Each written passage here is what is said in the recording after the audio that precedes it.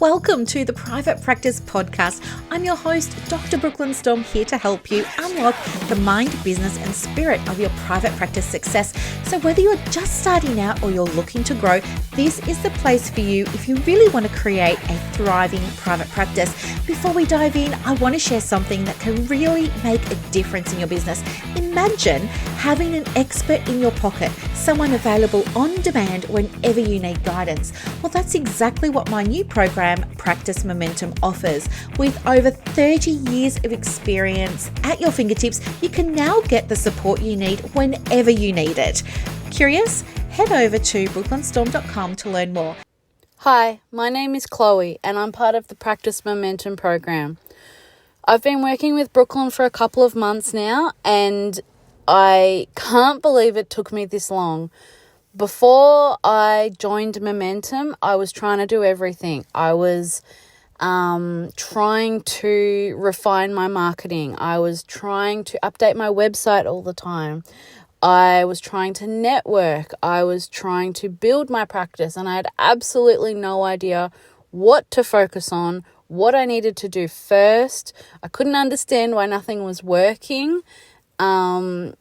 It was so stressful because there was no money coming in at that point, and I had been following Brooklyn for a few years and I always wanted to do coaching with her, and I always kind of put it off because I didn't feel like I was at that point in time.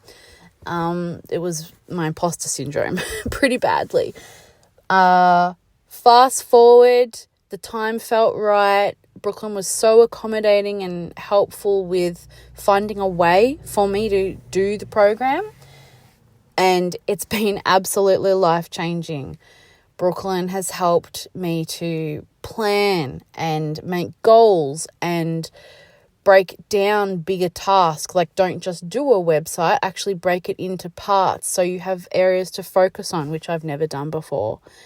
I'm so grateful. I reached all of my goals in the last quarter, and that led to a massive increase in my caseload, in my income, and my website is actually generating referrals now, which is incredible. I didn't think it would ever happen. So I'm so grateful. If you're thinking about it, don't wait as long as I did. Absolutely do it. I couldn't speak highly enough of Brooklyn, her generosity, her care, and compassion. Welcome. Oh, gosh, that was a little bit croaky. It's the morning. It is the morning. It's Thursday morning. It's 8 a.m. Yeah, I'm a little bit croaky. I don't know why. I never get sick. But it is just, I'm in Victoria down on the Mornington Peninsula, and for the last week or so it has been frosty. But anyway, I am really looking forward to today because this morning, in like an hour and a half, I know I'm just kind of squeezing this in at the start of the day, aren't I? We've got another planning workshop, and I love doing these because, you know, not all of the women do business planning, which is totally fine. Everybody's different. We all have to figure out our own ways, right? But the reason that I really love doing these planning workshops is because I really love the reflections. I know. Well, two things. I love the reflections, but I also love hearing about the growth, and I love hearing about, you know, the results that they've had. Some of the things that have come out in terms of reflections before have often been around the idea of got so excited, like thinking about what we're going to do over the next quarter, and then overestimating what we could get done and underestimating the amount of time it takes to do things. And this is so common, guys. It happens so often, all the time. We often get like so excited about doing this thing for our business and very excited about, you know, how it's all going to feel when it's done.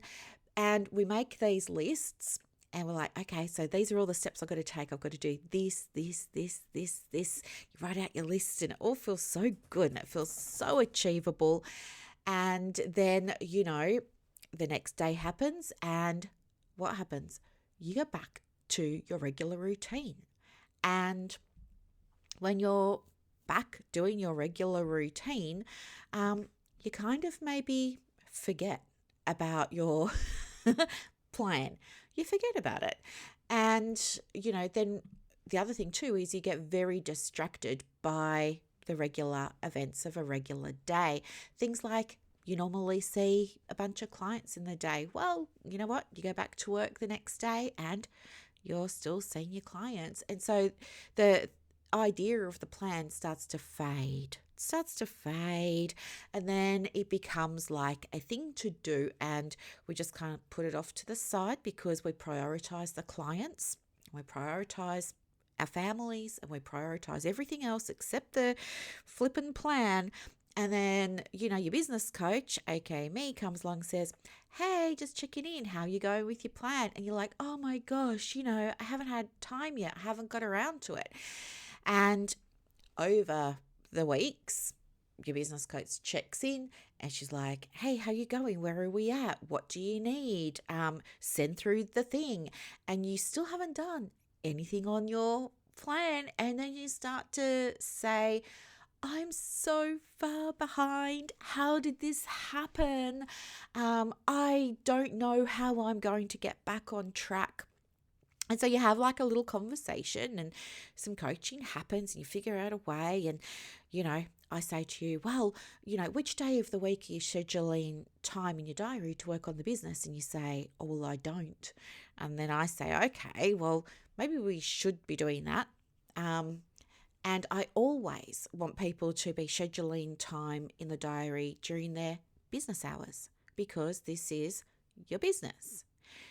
When I was first learning about running a business properly, and not just showing up and doing the therapy, when I first learned about running a business properly, this was hard for me to get my head around. It was this idea of, well, I have to block out a morning, which I couldn't even do that because I was so scared of losing a client. I was so scared of losing money. I felt like I can't afford to not work.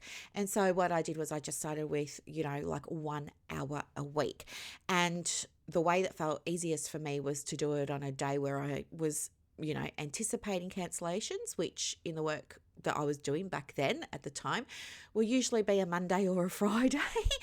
So I would say, okay, well, I'll do it in the afternoon. I'll do it from 4 till 5 on Friday. That's when I'll work on my business. But even having that in the diary, while it was hard to get my head around because of my scarcity mindset and everything, I was never protective of it. So, for example, if a client said, well, I really want to see you, but I can only come up for on a Friday, I would see them. And then guess what? The business stuff wouldn't get done. And I'd feel bad about it. And it would be like a monkey on my back.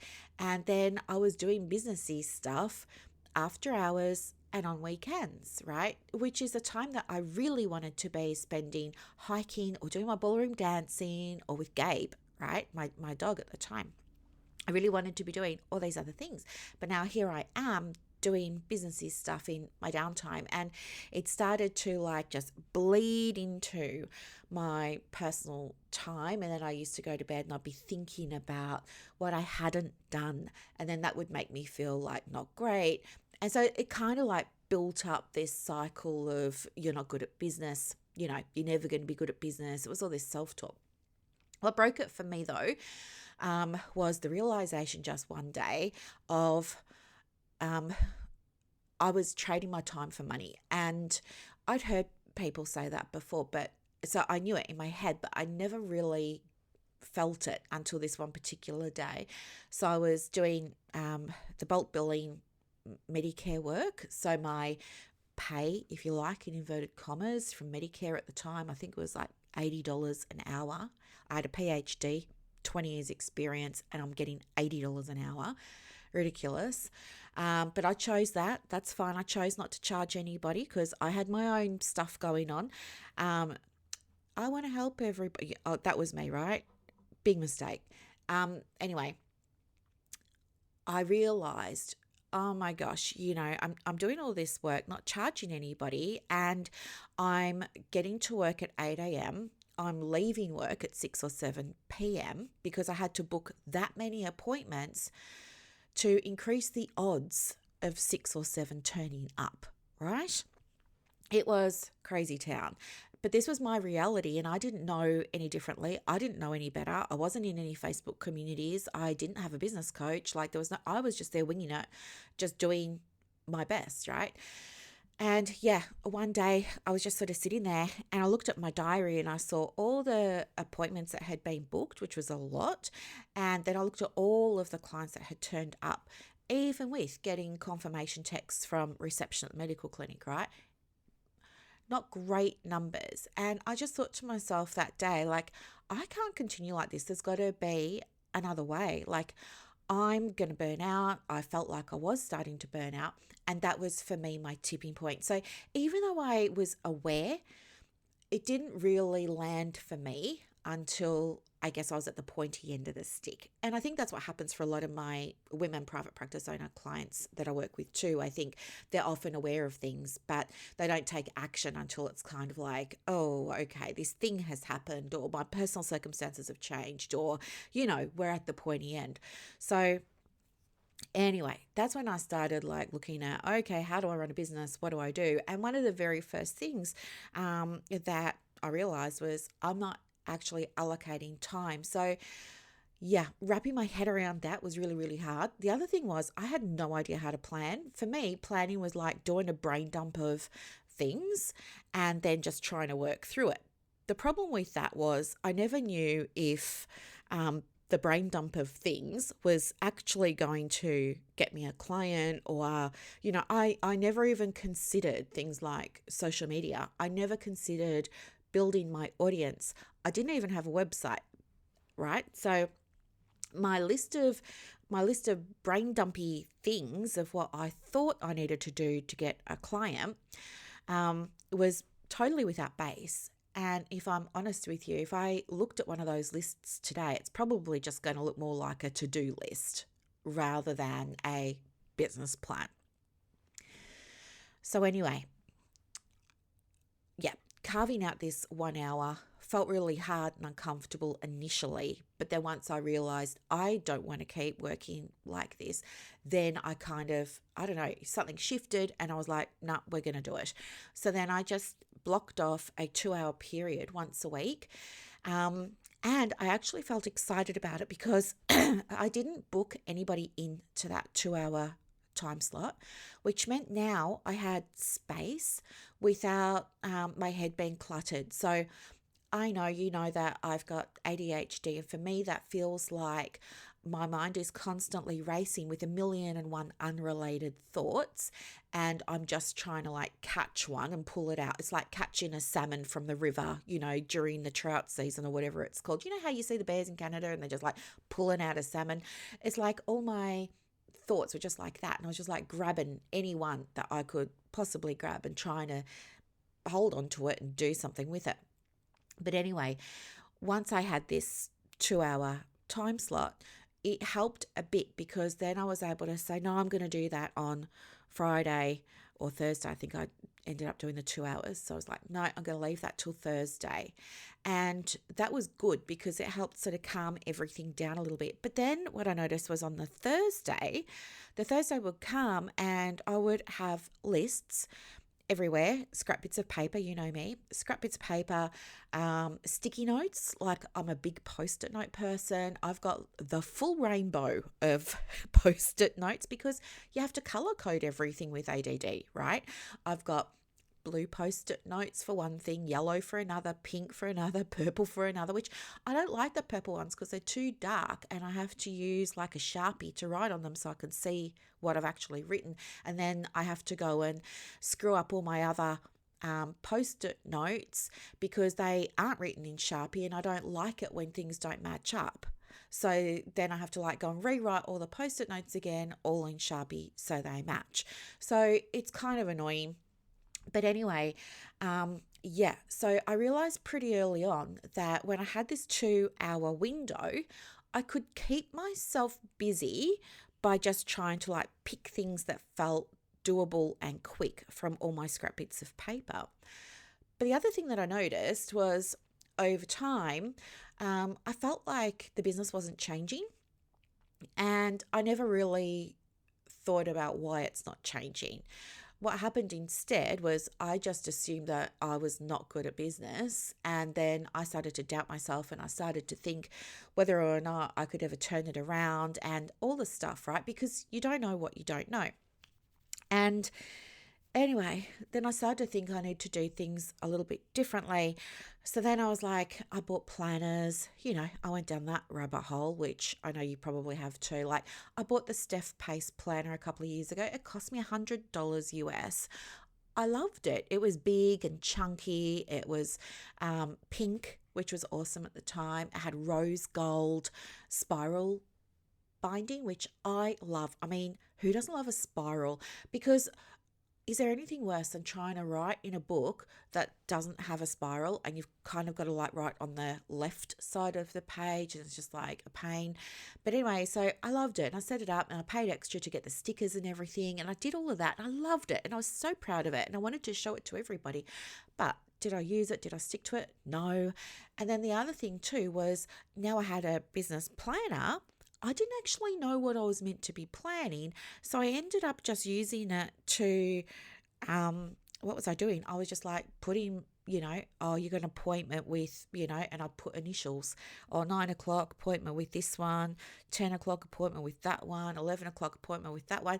And I was just writing down basically my client appointments because I didn't know how to plan for the business. I didn't know, what to be planning. I didn't know what to actually focus on. And even worse, I didn't even know how, if I knew what to focus on, how to actually do it, right?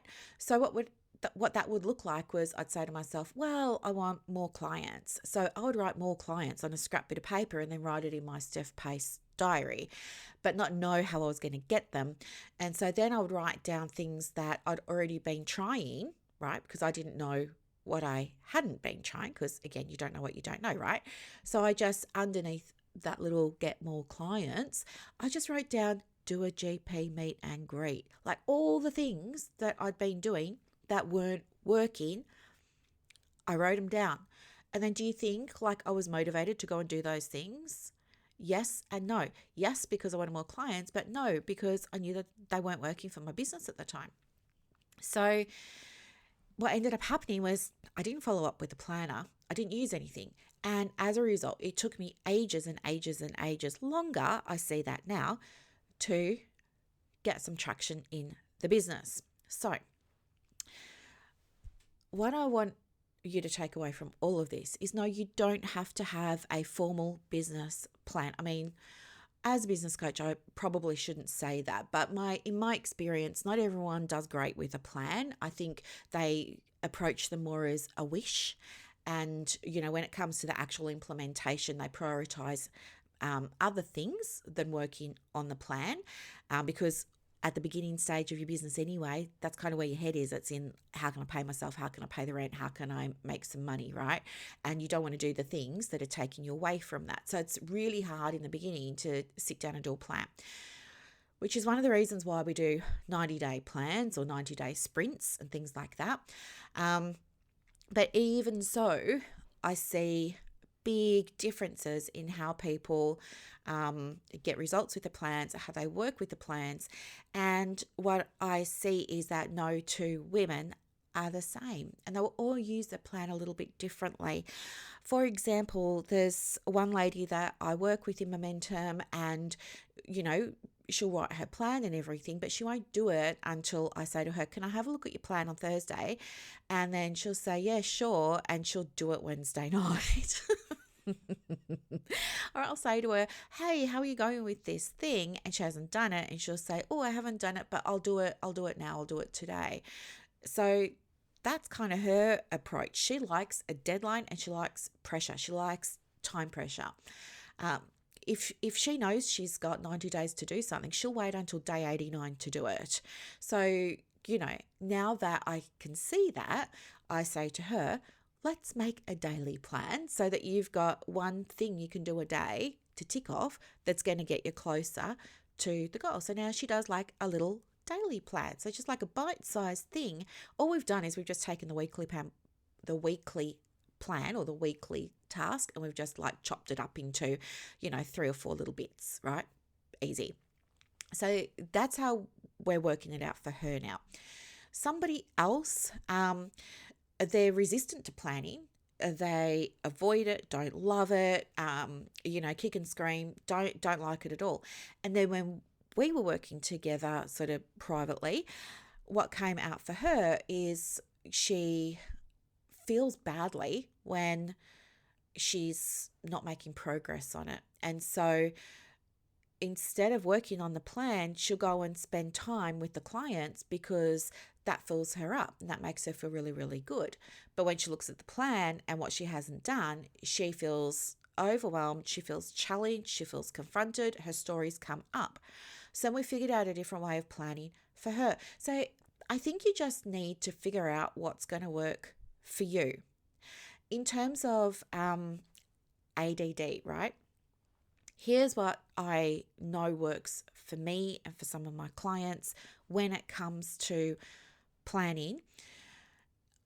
We need novelty, right? There's got to be something fun about it. For me, that's usually creating stuff. I get inspired all the time. Like I am working with somebody or I'm on a call or I'm coaching somebody, and then I just suddenly get an idea of, oh my gosh, I could make this for Booked and Better, or oh my gosh, this is the 10th time I've heard this in the last 2 weeks. This is a thing. Okay, I'm going to make something for this, so I'm constantly getting all of these ideas. So for me, part of my plan is to, allow myself to have the novelty of things. I love that. I love to be creative and I love freedom. So I don't necessarily want to follow a formula or a recipe of how to do something. Sometimes I do just want to fly by the seat of my pants because that's fun for me. What works for me though, that works for me. I'm not saying it doesn't. I was just going to say like other things that work for me too. Thinking about not only the goal, but why and what's on the other side of it. So at the moment, for example, you know that I'm doing my 45-day experiment. My 45-day experiment, for those of you who are new, it's a long story. You can hear about it in previous episodes. But basically, I realized earlier at the start of the year that I generated 100K in sales. I had no idea how I had done that. Even though I was planning and tracking my numbers and everything, I still had kind of like in my head, I'm like, but I don't know how I did that. So I spent the next quarter trying to replicate it. I had a lot of lessons there. And then this quarter, I was like, okay, I'm going to try again. Learning from quarter one and quarter two. So quarter two was good. I mean, I didn't hit the 100K. I think it was only like 81.7 or something like that. I rounded it up to 82,000 in sales, but that's sales, by the way, right?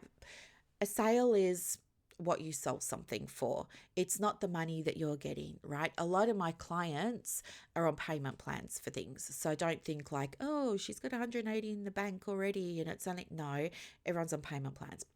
But anyway, it's the sales that I'm talking about. So then I took lessons from that and I was like, okay, I'm going to try again and I'm going to improve it again, because what I saw in the second quarter was that I spent a lot of time doing things and then deleting them a week or two later, right? Because it's me. It's just how I roll. For example, I think I shared with you, like I updid the whole entire waitlist page for Momentum and then hated it a couple of weeks later. Like I spent I think it was like 3 days or something working on it non-stop in hyper focus, doing all of the things, felt good about it in the moment, never looked at it again until like, I don't know, weeks later. And then I looked at it and it looked completely foreign to me. Like I don't even know who wrote it or what it was. And yeah, deleted it, got the current one up, right? Because thank goodness I had the foresight to make a copy of the original one. So anyway, the original one's back up and it's great. So I learned, there was a lot of time wasting here and maybe that's impacted, I was going to say impacting, but impacted my ability to meet that goal. So then I was like, okay, how can I learn from that? What are the lessons here? What do I need to do? And the lesson really was around trusting myself. The lesson was around leaning into my faith more, for me, faith is believing in things that you can't see. So for me, that's I really love to believe in energy, the universe, source, manifesting, my team, right? For me, my team is my pa that crossed over, my beautiful dog Gabe that crossed over, who was in my life for 14 years, and then of course, just for good measure, I'm also going to include there any, I don't know, guardian angels or ascended masters or things like that who might be relevant and want to help me in the highest good for me, my family, my clients, everybody else. So leaning into my faith became the strategy. And so anyway, this quarter, it's been a lot more around having a practice where most mornings I will get my Wealthy Woman Oracle deck. You can get it, by the way, anywhere. Like I think it's Amazon, Booktopia. I got it from Empress and the Wolf in Dalesford, and I think I paid about $50 for it. But I think you can get it for like $35 online. Anyway, and before I use the cards, I will then set intention. So I will call in my team. I will say, please work with me, through me, show me the card, like give me the card that's got the guidance on it for the thing that I'm focusing on today. Today, I really want to help somebody in a really profound way.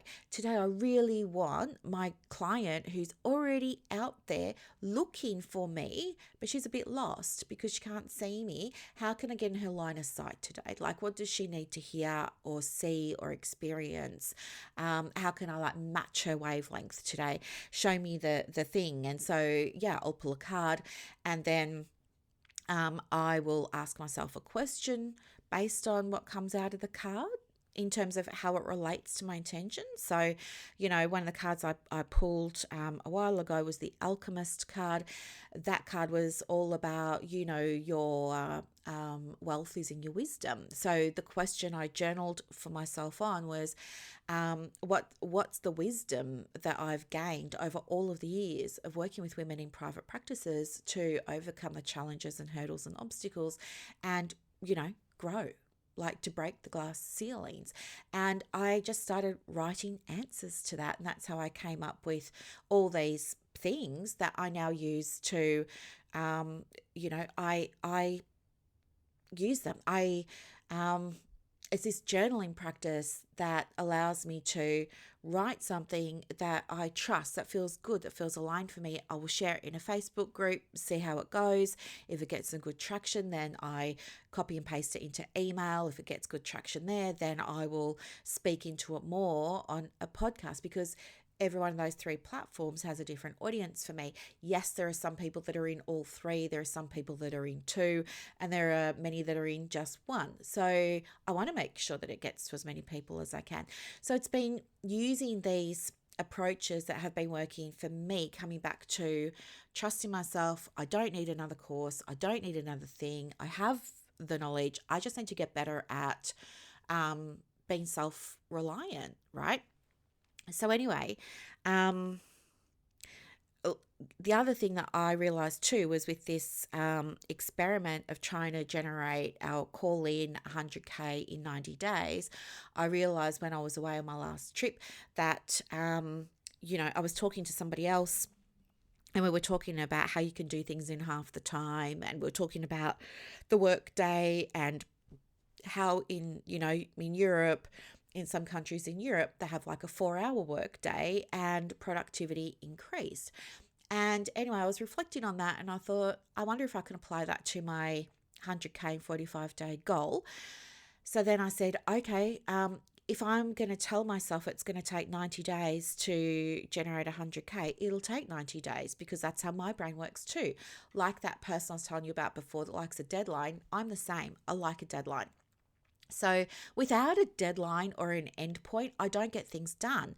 They just stay on my to-do list and they will never get done. But if I know someone's expecting it, or if I know I need to do it by a certain date or else, I'll get it done the day before. So I thought to myself, well, I'll just halve the time. So I said to myself, right, we're going to generate 100K in 45 days and we'll see how we go. So that works for me. The other thing that works for me is having that focus. So for me at the moment, the focus is I'm doing this experiment for myself. It feels really good. I'm enjoying it. It's got novelty. It's fun for me. It's a nice challenge for me. It's a stretch. It's a massive stretch, and I like to be stretched. I like to face my fears. I like to deal with my stories because, of course, when you're doing a challenge like this, the stories come up. Who are you to think that you can do that? You're not in it for the money, so why are you doing it? All of this kind of stuff. All your stories come up, so you're constantly growing. And I want the growth because the growth makes me better for my clients, and I want my clients to have the best of me at all times, right? So, the other thing too is when I have that focus, and yours might be a money goal too, right? Or yours might be a client goal. But usually a client goal, what's on the other side of that for many of us, we don't talk about is money, right? Because it's not cool to talk about money. I'm shifting that narrative. I think as a woman in business, you absolutely need to be talking about money. Like, we've got to let go of this whole idea of the shame, the guilt. It's not polite to talk about your money. Like, I grew up with all of those stories, right? And it kept me in poverty for years, decades, right? By hook or by crook, I will not, on my watch, allow another woman to be financially disadvantaged as a result of how she feels about her money. I will do everything in my power to help her connect into what that money is going to do for her family, for her lifestyle, for her health and well-being, to reduce her burnout, to improve services to clients, all those kinds of things. So that's the other thing. Having a focus means that now I can still have a brain dump, right? I can still have a brain dump, and I can still get excited about all of the things that I want to do. But now I can be more intentional, and I can say to myself, okay, yeah, I get to do these 1 million things over here on my list, but first, this is it. But first, I'm going to do the one thing that will get me closer to my goal. So I do that first. Just get it out of the way. So the way I work now is, as I said, most mornings, I'm not going to lie to you, it's not an every morning thing that I use my cards and do the journal, and, that doesn't happen every morning because life happens. We've got to be flexible, right? It doesn't happen every morning.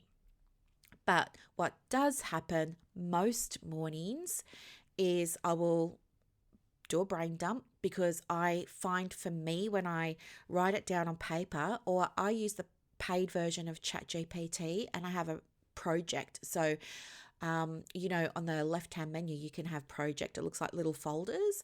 You can click on one of those little folders, rename it. So I just call mine Daily Brain Dump. And I just go in there and I just write down, hey, Chatty, here's all the things I'm excited to do today, plus the things that I'm not so excited to do that need to be done, And, please make this into a nice list for me. Chatty makes it into a nice list. I throw that list into a Google Doc.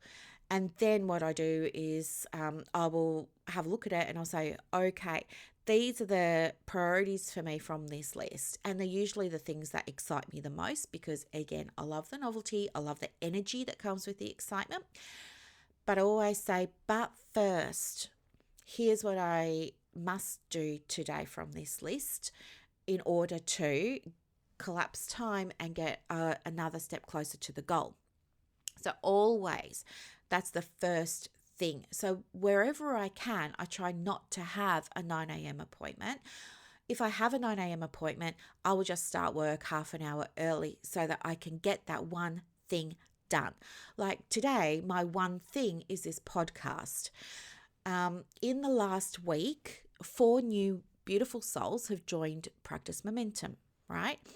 And when I was speaking with them and I was asking them, like, how did you find me and all of this, it was through 2 things. It was, well, 3 things. It was through my Facebook community. It was through my podcast. Nearly all of them said the podcast. And then what was the other one? I can't remember. Facebook community. Oh, the website Wellness Check. I think they've all 3 of the 4 have had a website wellness check. 3 of the 4 said it was the podcast. And I think 2 of them were already in my circle from Facebook or something. So for me this morning, I'm going to do their, quarterly planning workshop that starts in an hour. So that goes from 9 till 11:30. It'll probably go till 12. From 12 till 1, I'm having a break. And then at 1 till 1:15 or 1:30, I'm catching up with one of the ladies in Momentum for something. And then after that, I know I'm going to be tired, because although I find these planning workshops really energizing, and I love working with my clients privately one-to-one as well, I know that once that's done and dusted and it's now like in the past, it's behind me, then it's like something happens to my body and it's just like, now I can just like this. And I just feel like myself kind of like, I don't know if relaxing is the word, but it's just like I'm calming down. That's a better way of describing it. Like I'm calming down now, because all the other stuff for me is very energizing. So then, after I finish with this client at 1, I know I'm just going to be like calming down. And that's death for me when it comes to my business, because when I've like calmed down, I find it hard to like then concentrate and get in the mood to do stuff. So that's when I will do my boring things that don't require much brain power. Like I will go into Henry and I'll reconcile my invoices or something, or I'll go and update a spreadsheet or something like that. I know not to do anything that's going to be important or big or stuff, not even creative stuff then. No, it's like a downhill, like, so yeah. But having that focus and saying, right, so I can, these are all the things I can do today, and they're all so exciting and I can't wait to do them. But first, I'm going to do this other thing. That helps a lot. So even if you don't have a mind for business planning, right? Like I know neurotypical people, many can learn how to do that. And I know lots of people enjoy that and it works for them, but it doesn't work for everybody. What will work for you is having a go at trying different things and finding out what works for you. And you can steal any of my stuff, right? That's totally fine, like my approaches and how I do it. The other thing that really works for me is when I've done my little brain dump. So in terms of time, if I am doing the Oracle card deck and I'm doing the journaling and then I create an action step and implement that action step first, that can take me up to an hour. So I do it right at the beginning of the day. I'll do it like from, 9 till 10, or I will do it from 8:30 till 9:30, right? But it gets done first, but all that takes me about an hour, and then I can just enjoy the day because I know like I've done the work. And then I get to like just go and pick anything off the list that works. And so, I take those other items off my list and I put them as appointments in my Google Calendar, because I check my Google Calendar regularly and I have notifications set up, which can be a little bit annoying, but it's also really helpful because it keeps me on track. So every day I can look at my notifications and I can look at my Google Calendar and I can see all the little tasks that I've put down for myself, which come up as appointments, and I can just delete them as I do them, which makes my calendar go back to white. And I love a white calendar.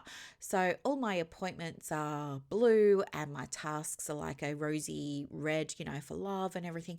And then as I do them, I clear them and it gives me back space, and that feels really, really good. The other thing that helps me to stay focused and achieve the goal that I have for myself is to connect with my why. So really thinking about like what's on the other side of this goal.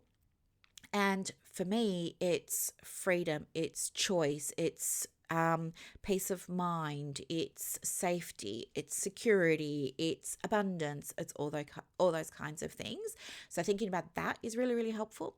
And then the other thing that's really helpful is, and again, this is hard. It's not easy. It's hard, but trying to be more reflective on what I thought when something happened. So trying to be more reflective about, oh, that didn't feel good. Well, what was I thinking to myself about that thing? Or, I don't know, if somebody books a discovery call for practice momentum, right? If somebody books, like, they want to have an application consultation with me, they want to ask questions, they already know they want to do the program, they've filled out the paperwork, they've submitted it, they're on board. I know it's not even a sales call, but sometimes I can still get in my head about it and think, how can I help this person, make the right decision for them?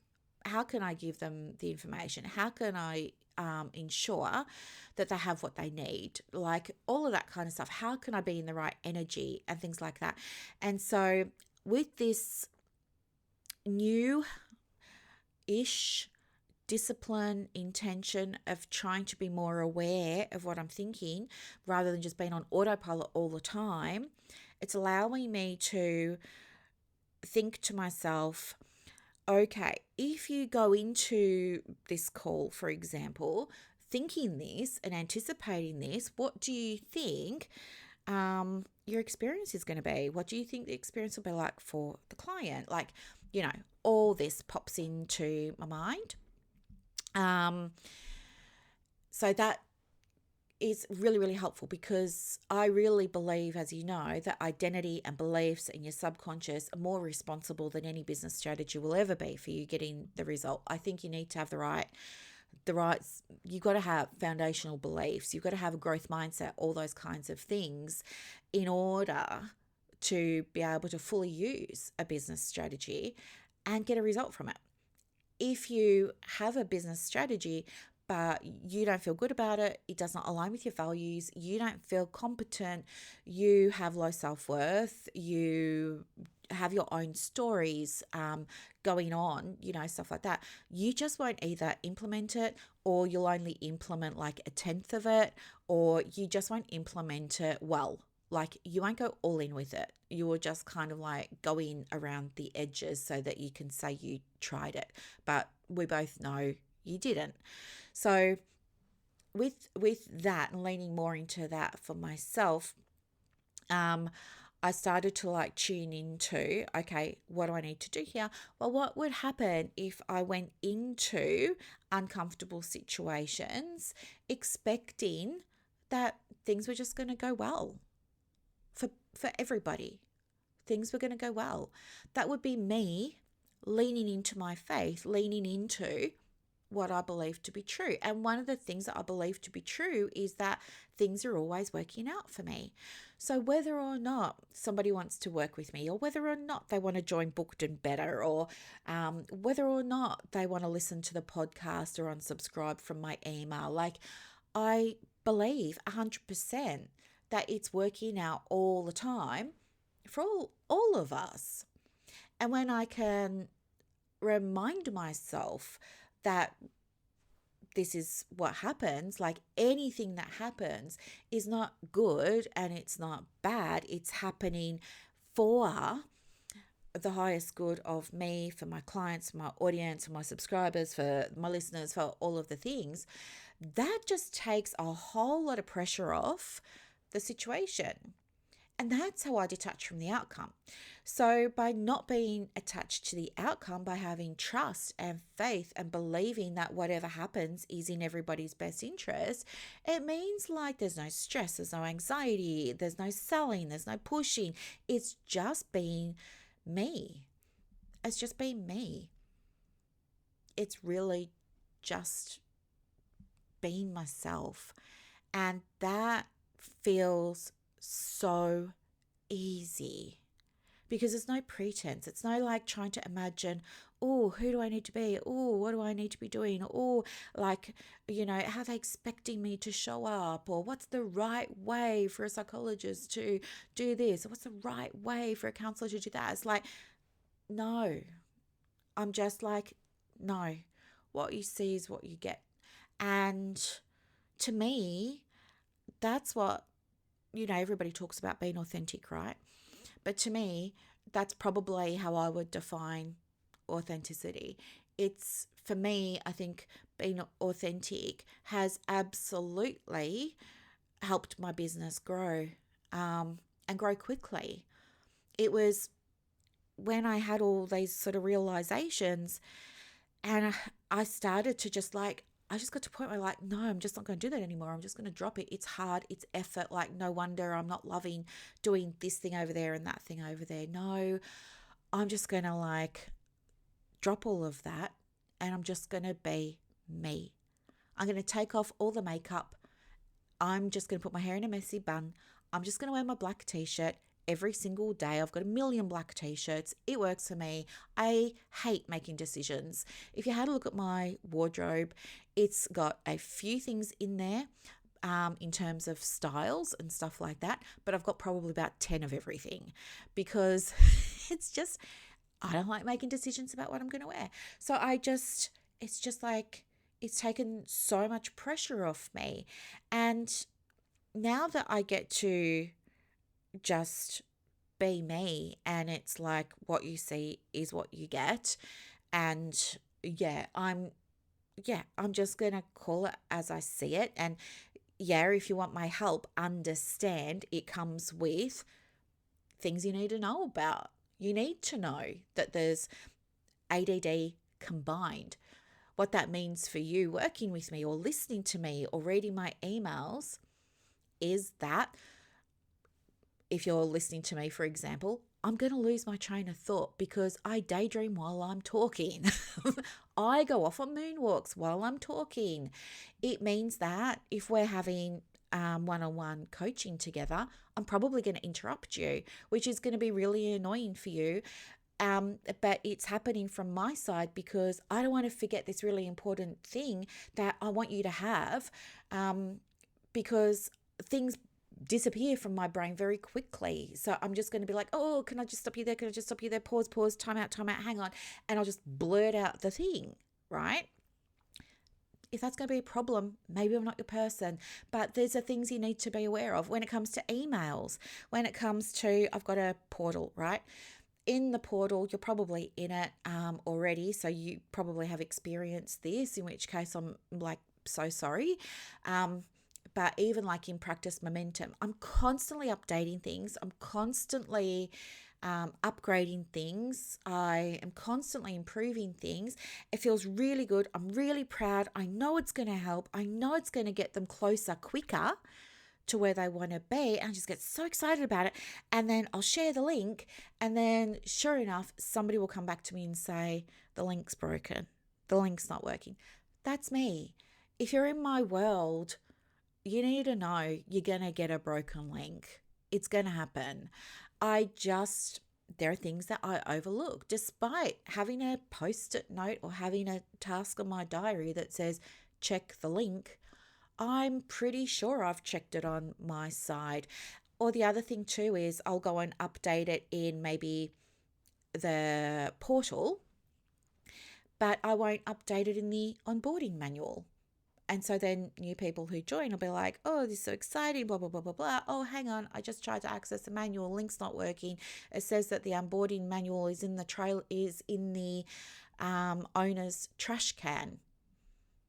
That's embarrassing. It happens. So, I think being really clear with people about, in the past, I would try and hide it. I would try and cover it. I would try and compensate for it. I would put myself through through all kinds of hoops to try and make sure that it didn't happen. But despite my best intentions, despite me feeling like I'd done everything to make sure the link was going to work, there was always occasions where it still wasn't. And I never understood why. I didn't know then that I had ADD and I missed stuff. And I get carried away with I'm very easily excited. And I get carried away with that. But I will also see it through because I have hyperfocus. So you know that when you're in my world, if I say I'm going to do something, 9 times out of 10 I'll do it. And then because I have high standards and I want to make sure it's like the best of the best of the best of the best of the best, I'm going to like see it through. But then there are other times I'm like, oh, I've got this idea and yeah, maybe I'll do it. And who's on board and and then it will just fizzle. So if you've been listening to me for a while, you've probably experienced a bunch of that with me and you're still here, which is, I love that. Thank you. And if you have ADD as well, like, you know what it's like. Sometimes I'll come to my computer and I've got this big idea and I like want to do it. And then all of a sudden, like I'll open up the Google Doc and I'm just looking at the screen and I'm frozen because it disappeared from my mind. I can't even remember. So then I get frustrated with myself and then I don't know what to do. So then I'll go and do laundry or wash the car or muck around with Buddy or do something completely random that's not going to shift the needle on my business. And then when I'm doing that thing, quickly the idea will come back. And so then I'll race back into the study and, get on with it. So I really feel like it was as a result of starting to take off the masks, which is a work in progress. And by doing that, it's allowed me just to say, well, you know what? I have bent over backwards trying to please everybody for years and years and years, and it still didn't work. There were always people that just weren't pleasable. And, I see now that, it was just never possible to please everybody all the time with all the things. And now I'm what's the way to say it? I still want people to be happy. I still want people to be pleased, all of those kinds of things, but I'm not killing myself to make sure it happens. I'm not saying that their pleasure is my responsibility. Them being pleased is my responsibility. It's not. I know now I can only do the best that I can do. And if somebody's not going to be pleased with that, do you know what? That's okay. It's okay. I'm not going to like crucify myself over that anymore like I did in the past. I'm not going to hate myself because somebody wasn't pleased with something or somebody unsubscribed or somebody, do you know what I mean? Like, no, I'm just not. And what I found is that with this like letting go of the masks and just saying, hey, what you see is what you get, it's so much easier for me now. I don't know why I was trying to be everything to everyone all the time and putting myself under so much pressure. Well, I do. It was because I have rejection sensitive dysphoria. And that's a wrap for this episode of the Private Practice Podcast. So as you reflect on today's insights, imagine creating real success in your private practice without going down rabbit holes or exhausting yourself with business activities that don't move the needle. With Practice Momentum, you have push of a button help available on demand. It's like having an expert in your pocket ready to guide you whenever you need it. Visit brooklynstorme.com to discover how Practice Momentum can transform your approach to building a thriving practice. I'm Dr. Brooklyn Storme, and I'll see you next time as we continue exploring the mind, business, and spirit of private practice success.